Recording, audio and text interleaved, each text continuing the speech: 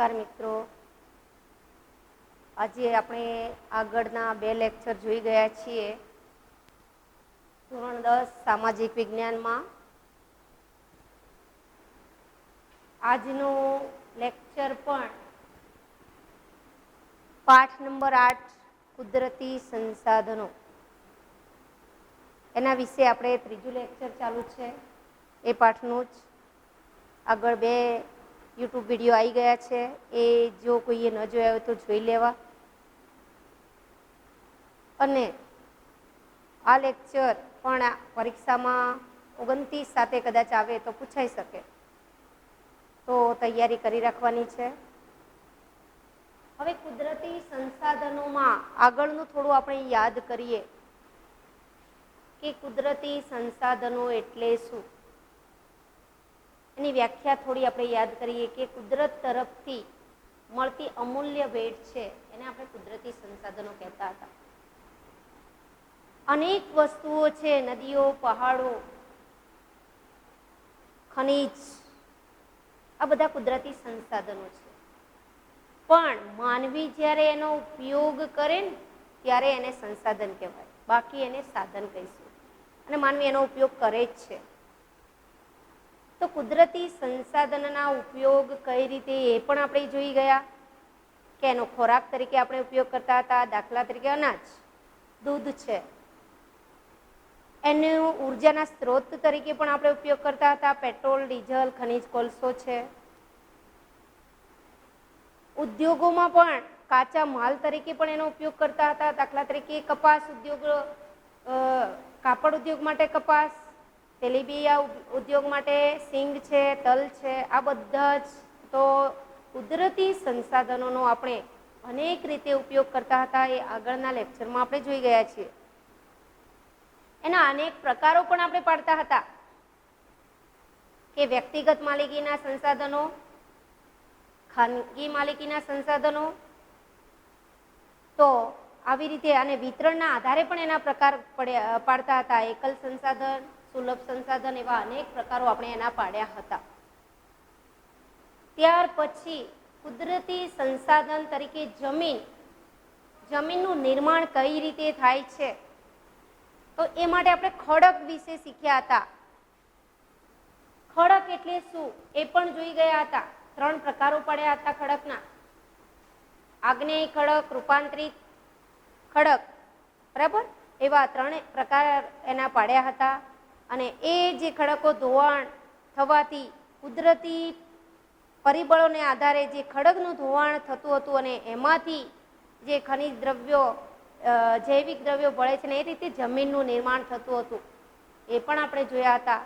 અને એ રીતે જમીનનું નિર્માણ કઈ રીતે થાય છે, દરેક જગ્યાએ એક સરખી જમીન હોતી નથી. તો આપણી ICAR સંસ્થા દ્વારા જમીનના 8 જેટલા પ્રકારો પાડ્યા છે. એ આપણા બીજા લેક્ચરમાં આપણે જોઈ ગયા છીએ કે 22, 55 કાકા, એ મેં તમને શીખવ્યું છે આગળના લેક્ચરમાં. અને જમીનના પ્રકારો પૂછાય છે એટલે એ પણ આપણે તૈયાર કરી લઈશું. હવે જમીનના પ્રકારો આપણે જોઈ ગયા છીએ. ત્યાર પછીનો આપણો પોઈન્ટ છે જમીનનું ધોવાણ. જમીનનું ધોવાણ એટલે શું? કુદરતી પ્રક્રિયા દ્વારા. કઈ કઈ પ્રક્રિયા? દાખલા તરીકે પવન દ્વારા, વરસાદ દ્વારા, માનવીય પ્રવૃત્તિ દ્વારા જમીન ઉપર અનેક રીતે એના રજકણો એક જગ્યાએથી બીજી જગ્યાએ સ્થળાંતરિત થાય છે અને આપણે શું કહીએ છીએ? જમીન ધોવાણ. દાખલા તરીકે અહીંયા જમીન છે, ત્યાં પવન આવ્યો અને પવન દ્વારા અહીંના રજકણો ઉડીને અહીંયા આવ્યા તો અહીંયા ખાડો થઈ ગયો, અહીંની જમીન ધોવાઈ ગઈ. એ કુદરતી પરિબળ છે. એ જ રીતે વરસાદ પડે તો વરસાદથી પણ અહીંયાથી જમીન ધોવાઈને અહીંયા જશે. તો આ રીતે કુદરતી પ્રક્રિયા વરસાદ અને પવન દ્વારા ધોવાણ થાય છે. હવે માનવીય પ્રવૃત્તિ દ્વારા પણ જમીનનું ધોવાણ થતું હોય છે. દાખલા તરીકે પશુ ચરાણ પ્રવૃત્તિ ચાલતી હોય એ રીતે પણ જમીનનું ધોવાણ થાય. માનવી વિશાળકાય ઇમારતો બનાવે છે, ઉદ્યોગો સ્થાપે છે અને એ માટે ઘણી બધી ખનિજ જે દાખલા તરીકે નદીના પટમાંથી રેત લઈ જતો હોય છે, તો એ રીતે માનવીય ખનન દ્વારા કોલસો કાઢવા માટે પણ, ખનીજો કાઢવા માટે પણ, પેટાળમાંથી કોઈ પણ પેટ્રોલ ડીઝલ એ બધું કાઢવા માટે પણ જમીનને ખોદી નાખે છે. તો માનવીય પ્રવૃત્તિ દ્વારા પણ જમીનનું ધોવાણ થતું હોય છે. જમીન બનતા અનેક વર્ષો લાગે છે. 1-2 વર્ષમાં જમીન ન બની જાય કે અહીંયા વરસાદ પડ્યો ને અહીંયા કણો સ્થાયી થયા ને જમીન બની. 1-2 વર્ષમાં ફળદ્રુપ જમીન બની જતી નથી. આ ખડકનું ધોવાણ થઈને એની અંદર જૈવિક દ્રવ્યો ભળે ને ત્યારે પ્રક્રિયા પછી જમીન બને છે. પણ ધોવાણ થતા તો બિલકુલ, જમીનનું ધોવાણ થતા બિલકુલ વાર લાગતી નથી. દાખલા તરીકે વરસાદ પડ્યો તો અહીંયાથી ધોવાણ થઈ જશે, તો એની ફળદ્રુપતા જે છે જમીનની એ ગુમાવી બેસશે. એના ઉપર જે ઉત્પાદન લઈ શકાતું હતું વધારે, એ હવે લઈ શકાશે નહીં. એટલે જમીન ધોવાણ છે નુકસાન કરતા છે ખેડૂતો માટે. તો હવે જમીન ધોવાણ અટકાવવાના ઉપાયો આપણે કયા કરી શકીએ? જમીન ધોવાણ કઈ રીતે ન થાય તો એ માટેના આપણે ઉપાયો, જમીન ધોવાણ આપણે સમજી ગયા હોઈશું તો એના ઉપાયો સમજીશું. પહેલું તો વૃક્ષારોપણ કરવું જોઈએ. કઈ રીતે કે વૃક્ષ કોઈ પણ ઉગાડેલું હશે તો એના મૂળ છે ને જમીનને જકડી રાખે. તમે જોતા હશો જે જમીન પર વૃક્ષ હશે ને એની આજુબાજુની જમીન છે કડક હશે, વરસાદ પડશે તો એટલી ધોવાઈ જશે નહીં. બીજું છે રણ વિસ્તારને વધતું અટકાવવું જોઈએ. કઈ રીતે અટકાવી શકાય કે એવા રણ વિસ્તાર છે એની બોર્ડરે વૃક્ષો ઉગાડવા જોઈએ અહીંયા, જેનાથી આ જે છે રણની જમીન અહીંયા આવી જશે ને તો આ જમીનની છે ઉત્પાદન ક્ષમતા ઘટી જશે. આ રણ વિસ્તાર છે પવન દ્વારા આ જે ખારાશવાળી જમીન છે અહીંયા આવી જશે, પણ એની બોર્ડરે જો વૃક્ષો વાવવામાં આવે તો આ જે છે આ રેત છે એ પવન દ્વારા અહીંયા આવશે નહીં અને જમીનની અહીંની જમીન જે સારી છે એની ફળદ્રુપતા ઘટશે નહીં. બીજું પશુ ચરણ માટે અલગ વ્યવસ્થા હોવી જોઈએ. જે જમીનમાં ખેત ઉત્પાદન લેવામાં આવે છે ત્યાં પશુ ચરણ કરવું જોઈએ નહીં.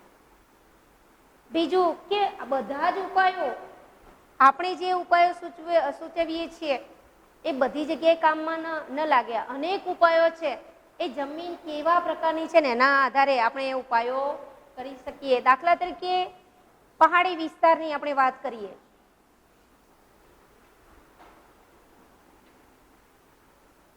જ્યાં ચા ના ને કોફીના ને એવા બગીચા છે, આ ટાઈપની ઢોળાવાળી જમીન છે પણ અહીંયા પણ ઉત્પાદન થાય છે.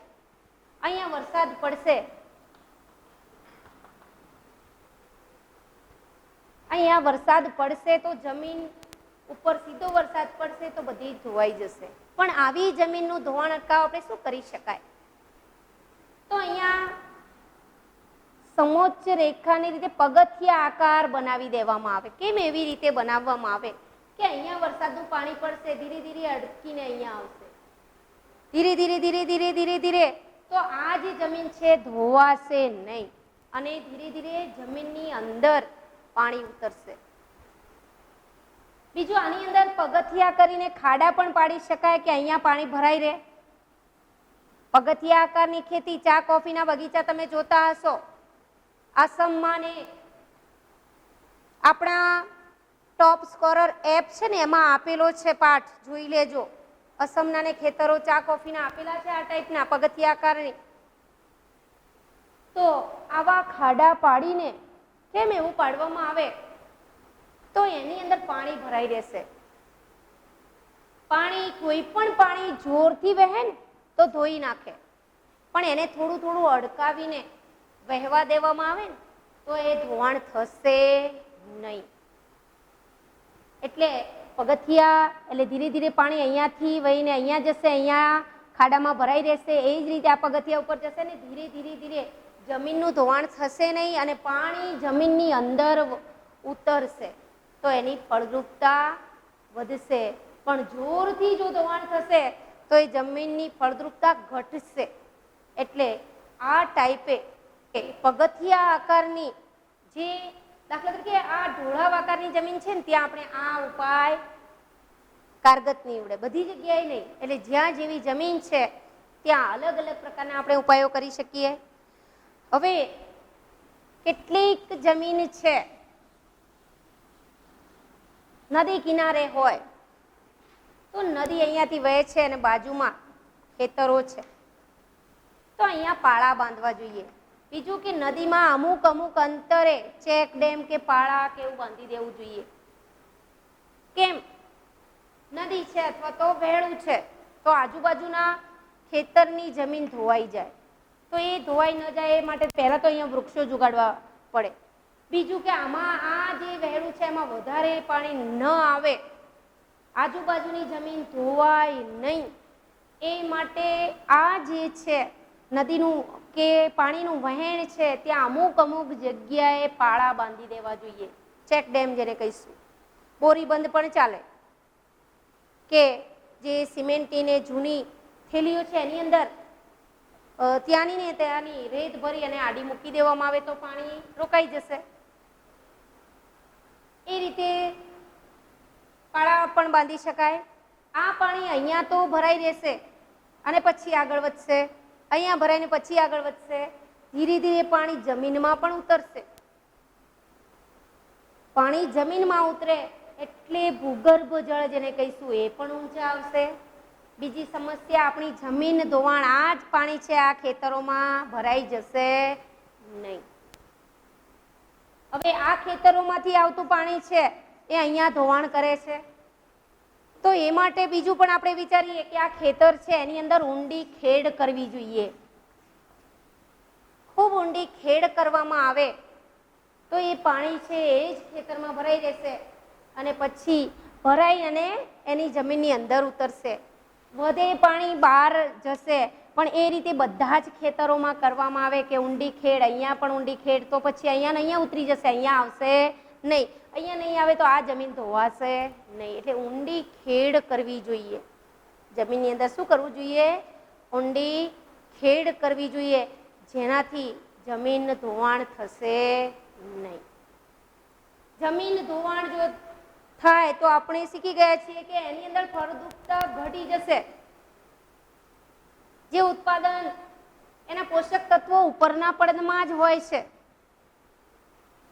એ પોષક તત્વો નાશ પામે તો ઉત્પાદન ઘટી જશે.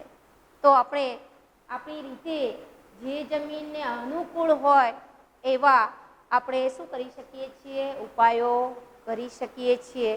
તો આ રીતે જમીન ધોવાણ આપણે વધતું અટકાવી શકીએ છીએ. પાણીના વહેલા હોય ત્યાં આડબંધ પણ બાંધી શકીએ છીએ. ઢાળવાળા ખેતરોમાં ઊંડી ખેડ પણ કરી શકીએ છીએ. હવે જમીન સંરક્ષણ વિશે આપણે જોઈએ.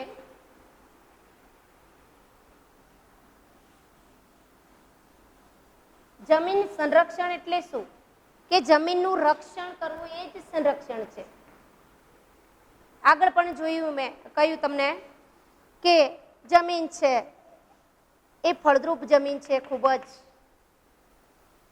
કુદરતી પ્રવૃત્તિ દ્વારા એનું ધોવાણ ન થાય, માનવીય પ્રવૃત્તિ દ્વારા એનું ધોવાણ ન થાય, તો એ માટે એનું રક્ષણ કરવું, એના ઉપરના ફળદ્રુપ પડનું રક્ષણ કરવું એ જ જમીનનું સંરક્ષણ છે. તો જમીન સંરક્ષણ કઈ રીતે કરી શકીએ એ આગળના આપણે ઉપાયો જોઈ ગયા છીએ કે ઊંડી ખેડ કરવી જોઈએ, આજુબાજુ સેઢા કેવું. હવે આ જમીનના પોષક તત્વો ધોવાઈ ગયા છે તો એમાં સેન્દ્રિય કયા તત્વો ઓછા છે એ પણ આપણે ખાતરો દ્વારા એની અંદર ઉમેરી શકીએ છીએ. સપાટી પરનું વહેતું પાણી છે એ ઝડપથી વહે છે, તો એને રોકવા પ્રયત્ન કરવો જોઈએ. અહીંયા સેઢા કે એવું બનાવવું જોઈએ જેનાથી આ ખેતર ઊંડા કરવામાં આવે તો પાણી એની અંદર ભરાઈ રહેશે. અને આવી જે જમીન છે એને પગથિયા આકારમાં પણ આપણે એને પાણીને રોકી શકીએ છીએ, આગળ જોઈ ગયા છીએ. ત્યાર પછીનું આપણું છે ભૂમિ સંરક્ષણના ઉપાયો. ભૂમિ સંરક્ષણ કઈ રીતે કરી શકાય? તો પહેલું તો જંગલનું આચ્છાદન કરવું જોઈએ. વૃક્ષો વધારે ને વધારે ઉગાડવામાં આવશે, જંગલ વધારે હશે તો જમીન મજબૂત રહેશે. નદીઓના કોતરો અને પહાડી ઢોળાવો પર પણ વૃક્ષારોપણ કરવું જોઈએ. રણની નજીકના ક્ષેત્રોમાં વાતા પવનોને રોકવા વૃક્ષોની હારમાળા, આપણે જોઈ ગયા છીએ કે રણ વિસ્તાર છે એની નજીકના ખેતરોની જમીનને બચાવવા માટે હારમાળા, એક વૃક્ષ એની જોડે ને જોડે વૃક્ષો વધુને વધુ ઉગાડવા જોઈએ. નદીઓના પૂરને અન્ય નદીઓમાં વાળીને કે સૂકી નદીઓને ભરી અંકુશમાં. હવે કોઈ નદી છે વારંવાર ત્યાં પૂર આવે છે, આપણે અસમ વિસ્તાર છે ત્યાં પૂરની પરિસ્થિતિ જોવા મળે છે. તો નદીઓના અંદર જે પૂર આવે છે એને રોકવા માટે, દાખલા તરીકે એક નદી અહીંયા બિલકુલ કોરી કટ છે ને અહીંયા પૂર આવે છે, અસમમાં આપણે પૂર છે અને રાજસ્થાનમાં બિલકુલ વરસાદ ઓછો હોય છે એટલે ત્યાં સૂકી જમીન હોય છે. તો આ નદીઓ જ્યાં વધારે પુષ્કળ પ્રમાણમાં પાણી ભરીને વહેતી હોય, આજુબાજુના વિસ્તારમાં પૂરની પરિસ્થિતિ સર્જાતી હોય, તો એવી નદીઓના પાણી છે એ બીજી નદીઓમાં નાખવામાં આવે તો આ વિસ્તારની પૂરની સમસ્યા હલ થઈ જશે. અને આ વિસ્તાર જ્યાં સૂકો વિસ્તાર છે ત્યાં એને શું મળશે? પુષ્કળ પાણી મળશે. એટલે સૂકી જમીન જે છે એ ફળદ્રુપ થશે, ત્યાં ઉત્પાદન વધશે, અહીંયા પૂરની સમસ્યા હલ થઈ જશે એટલે આજુબાજુ ધોવાણ પણ નહીં થાય, ત્યાંની જમીન છે ત્યાં પણ ઉત્પાદન વધશે, લોકોને કોઈ પ્રશ્ન, એટલે આવી જે આજુબાજુની જમીનને પણ નુકસાન નહીં થાય કારણ કે એનું અડધું પાણી બીજી નદીઓમાં ચાલી ગયું છે એટલે પૂરનો પ્રશ્ન સોલ્વ થઈ જશે. અનિયંત્રિત ચરાણ, પહાડોથી જમીનને સ્તર ઢીલું પડે છે અને અટકાવવું જોઈએ. અનિયંત્રિત ચરાણ, ઘણા પશુપાલકો પોતાના પશુઓને ચરાણ માટે મૂકી દેતા હોય છે અને એના કારણે, એના પગના કારણે એ જમીનનું પડ પોચું થતું હોય છે. પછી વરસાદ દ્વારા કે પવન દ્વારા એ જે પડ છે એ ધોવાઈ જાય છે અને એ જમીનનું શું થાય છે? ધોવાણ થાય છે. તો ચરાણ પ્રવૃત્તિ બંધ કરવી દેવી જોઈએ જેનાથી ફળદ્રુપતા ઘટે નહીં. ક્ષિતિજ સમાંતર ખેડ કરવી જોઈએ, ઊંડી ખેડની વાત છે એ રીતે કરવી જોઈએ. સીડીદાર ખેતરો બનાવવા જોઈએ. ફળદ્રુપતા ગુમાવી બેઠેલી જમીનને પુનઃ સેન્દ્રિય ઉમેરણ કરવું જોઈએ. ફળદ્રુપતા, દાખલા તરીકે આ જમીન ફળદ્રુપતા ગુમાવી બેઠી છે, આપણે આટલા બધા પ્રયત્નો કર્યા છતાં પણ એ જમીનની અંદરના પોષક તત્વો નાશ પામ્યા છે, તો એની પહેલી તો આપણે પરખ કરવી જોઈએ કે એની અંદર કયા તત્વો ખૂટે છે. આપણે ખાતર વાપરીએ છીએ NPK, DAP, એની અંદર કયા કયા પોષક તત્વો, દાખલા તરીકે જમીનની અંદર પોટાશ ઓછી હોય તો પોટાશ યુક્ત ખાતરનો ઉપયોગ કરવો જોઈએ. આપણે જે દાખલા તરીકે કામવાળી જમીન છે એમાં નાઇટ્રોજનનું પ્રમાણ ઓછું છે, તો એ માટે શું કરીશું કે કઠોળનું વાવેતર કરીશું. કઠોળમાં નાઇટ્રોજનનું પ્રમાણ વધારે હોય છે એટલે જ્યાં નાઇટ્રોજનનું પ્રમાણ ઓછું હોય ત્યાં કુદરતી રીતે પણ ખાતર ઉમેરવાનું અને એ તત્વો ઉમેરવામાં આવે તો એની ફળદ્રુપતા પાછી આપણે મેળવી શકીએ છીએ. આંતરપાક, આપણે આ વર્ષે પાક દાખલા તરીકે જુવાર વાવી છે તો આવતા વર્ષે બીજો પાક ઉત્પાદન લઈશું તો એની ફળદ્રુપતા જળવાઈ રહેશે. એટલે જે જમીન ફળદ્રુપતા ગુમાવી બેઠી છે એ ટાઈપના તત્વો સેન્દ્રિય ખાતર એની અંદર ઉમેરવામાં આવે તો પણ જમીન ફળદ્રુપ બની જાય છે. ઉપરોક્ત ઉપાયો સંરક્ષણ કહી શકાય એ આપણી આજની સમાજની તાતી જરૂર છે. જો જમીન નહીં સચવાય, જમીન પોતાની ફળદ્રુપતા ગુમાવી બેસશે તો અનાજ ઉત્પાદન થશે નહીં. ઉદ્યોગો માટે કાચો માલ મળશે નહીં. એટલે જમીન સંરક્ષણ એ આજની આપણી તાતી જરૂરિયાત છે, તો એ માટે આપણે પ્રયાસ કરી શકીએ છીએ. આ પાઠની અંદરથી આવતી જે 29/7 કદાચ પરીક્ષા લેવાય તો એની અંદર પૂછાઈ શકે એવી શક્યતા છે, તો આપણે તૈયારી કરી લઈશું. પાઠના અંદરથી 3 પ્રશ્નો બની શકે છે કે પહેલો કુદરતી સંસાધનો જે છે એના પ્રકારો, બીજા નંબરે જમીનના પ્રકારો અને ત્રીજા નંબરે જમીન ધોવાણ અને અટકાવવાના ઉપાયો. એટલે આપણે પાઠ પૂર્ણ કરીશું. Thank you.